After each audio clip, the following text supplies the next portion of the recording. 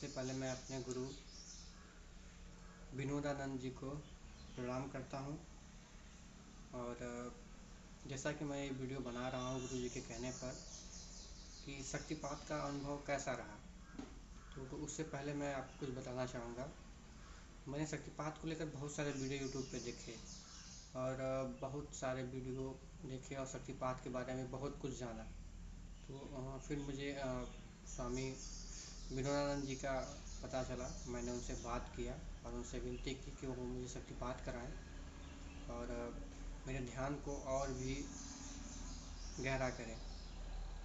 मैंने उन्हें कॉल किया, उन्होंने समय दिया, तो हम लोग व्हाट्सएप कॉल पे वीडियो कॉलिंग पे करीबन 1 घंटे तक बैठे रहे और मैं ध्यान की मुद्रा में बिल्कुल बैठा हुआ था। गुरु जी मुझे शक्तिपात करा रहे थे। तो मैंने देखा क्या मुझे अनुभव हुआ। जब मैं ध्यान की मुद्रा में बैठा हुआ था तो ऐसा लग रहा था कि रीढ़ की हड्डी, जो मूलाधार चक्र जहाँ पे होता है, वहाँ से कुछ ऊपर की तरफ उठ रहा था।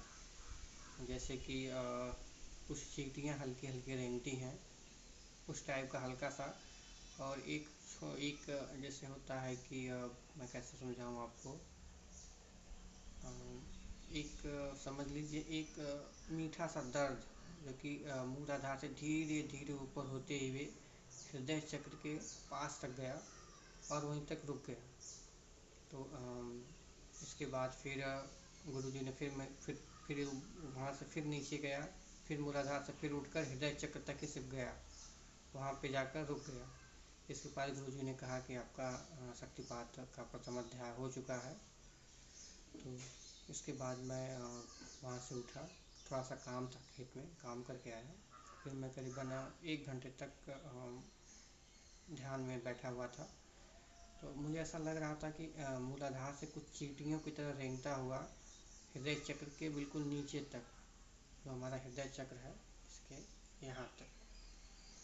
तो यहाँ पे कुछ चीज़ जैसे रेंगती हुई ऐसे रेंगती हुई ऊपर की तरफ उठी और फिर नीचे, फिर ऐसे ऊपर की तरफ उठती हुई महसूस हो रही थी।